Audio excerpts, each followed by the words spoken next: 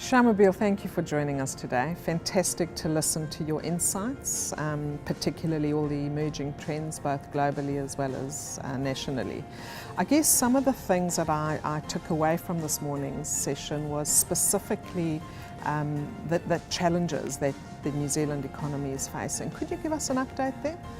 Yeah, I guess the first thing is around what's happening in terms of the type of growth we have now. So a lot of it is underpinned by population growth, a lot of it is about borrowing, house prices, and a very uneven nature of the recovery.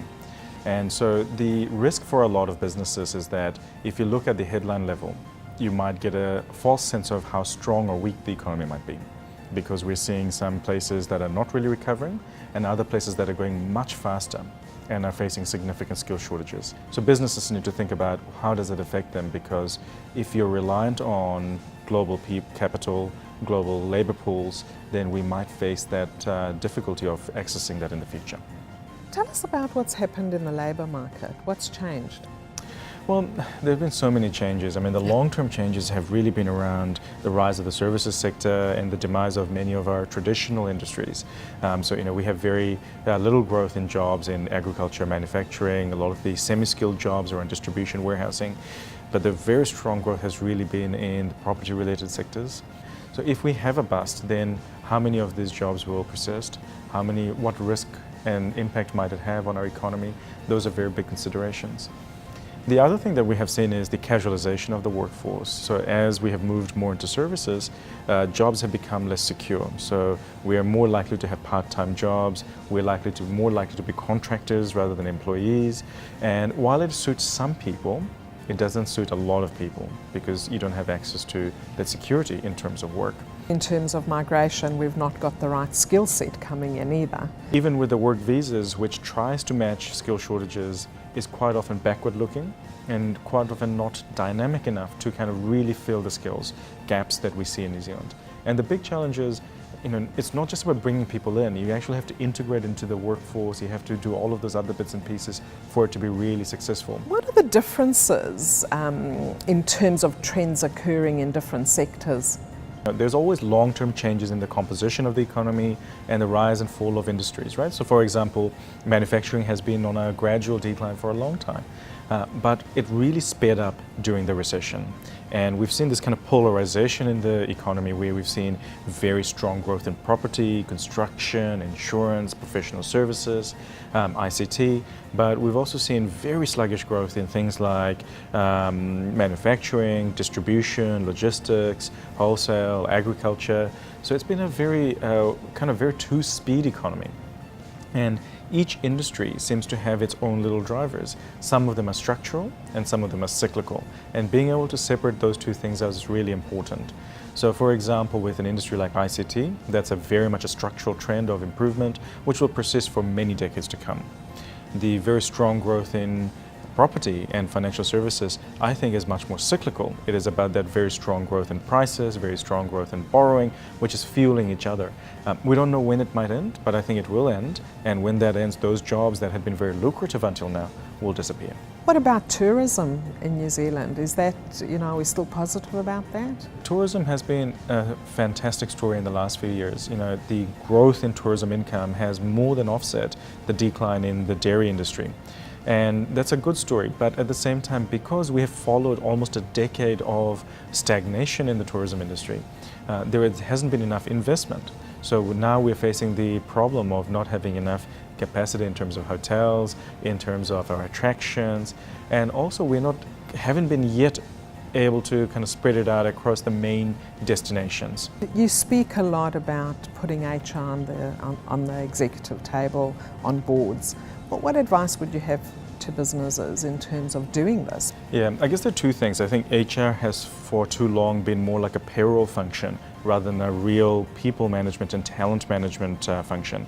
And ultimately what we're talking about is not a payrolls job. We're talking about somebody who's going to look after the long-term needs of talent for your business, the most valuable resource that any business has.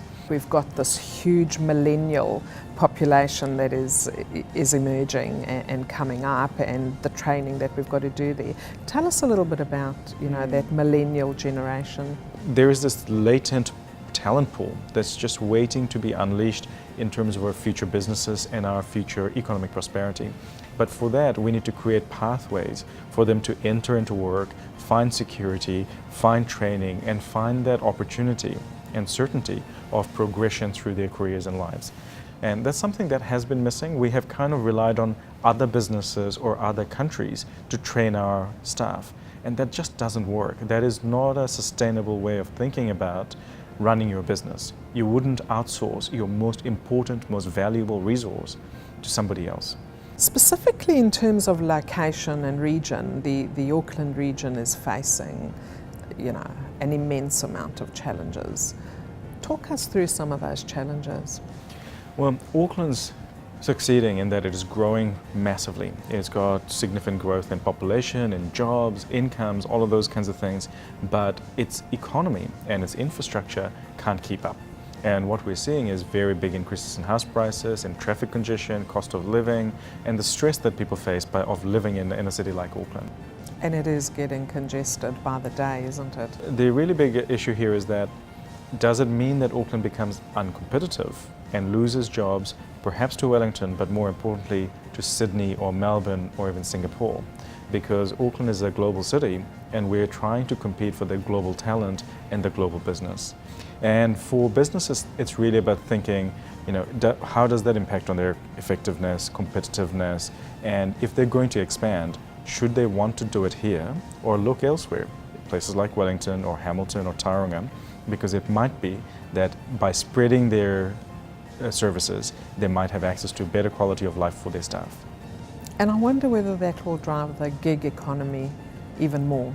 Well, it has. The rise of the gig economy, the casualization of work is something that has been happening for a long time, but has really sped up.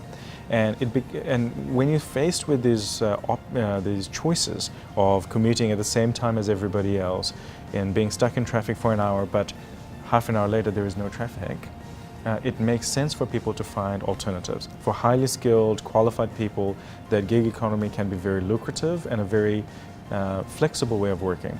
But for semi and unskilled people, that option is not always available. What advice would you give to Wellington business and organisations? For Wellington businesses, what's happening in Auckland is fantastic, because essentially Auckland's pain is Wellington's gain.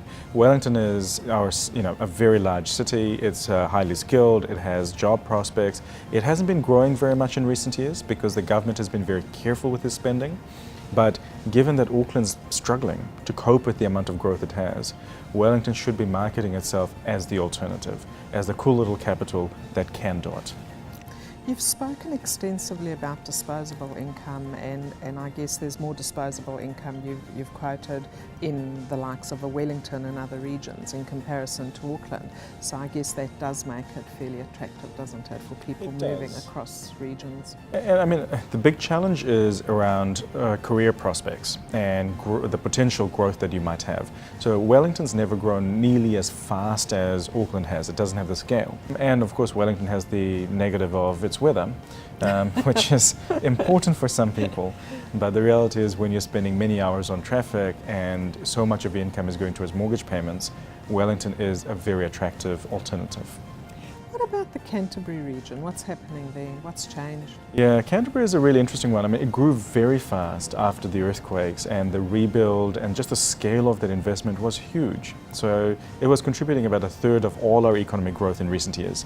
But it seems like we're at a peak now. We've built so much that there is almost sufficient supply of housing, and we might be tipping into oversupply. We're now getting into the sharp end of the recovery. This is all about the underlying economy, the real economy of Canterbury coming back. Unfortunately, that's still quite slow and it's quite gradual, so we're likely to face a few bumpy years over the next 3 to 4 years, I think. Last year we spoke a lot about the provinces having a challenging time, and agriculture and that type of sector taking a hit. We also saw that housing was predominantly booming in Auckland, but it wasn't actually booming anywhere else. Now we're hearing that some of the other regions are doing really well out of the Auckland property boom, and that the Auckland housing market is actually softening or slowing down. Yeah, I don't know if the Auckland housing market has slowed yet. House prices are nearly $1 million. So But you're absolutely right. This time last year, there was very little happening outside of Auckland, but we're now starting to see that spilling over. It's less about Aucklanders going to buy houses in other parts of New Zealand. It's more about increasing confidence and almost a general expectations that house prices have to rise from here. And we must also get a share of this, and there's plenty of credit in the economy, all of those bits and pieces. Just be very careful that you're buying into a market that has actually got growth in population, employment, incomes, because otherwise that good investment might not be such a good investment. Thank you, Shamubeel. We've enjoyed listening to you today. You've given us great insights and a lot of tips for businesses and employers to take away in terms of what to do in managing their businesses, which there's no doubt is very challenging in these times. Thank you.